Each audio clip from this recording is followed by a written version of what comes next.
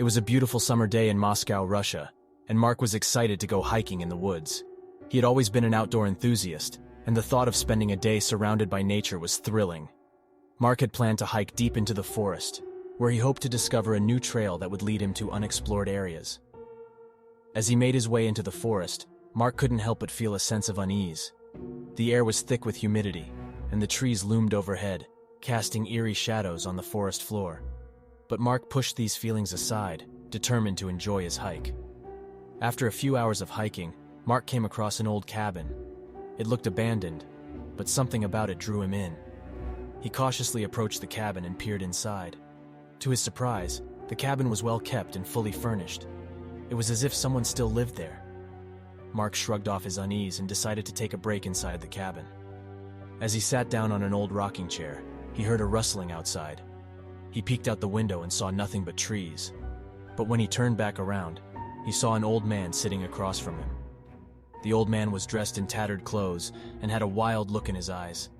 Mark felt his heart race as the old man spoke to him in a language he couldn't understand. But before he could react, the old man disappeared into thin air. Shaken, Mark quickly left the cabin and continued his hike. But as he went deeper into the forest, the paranormal occurrences only intensified. He heard strange whispers and saw shadowy figures darting through the trees. He even came across a group of hikers who seemed to be in a trance-like state, walking aimlessly through the forest. Mark knew he needed to get out of the forest, but he couldn't find his way back. Every path he took seemed to lead him deeper into the woods.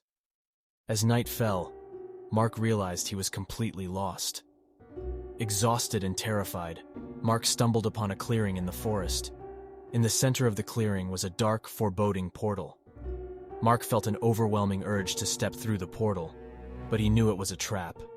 Summoning all his courage, he turned and ran in the opposite direction, away from the portal and deeper into the forest.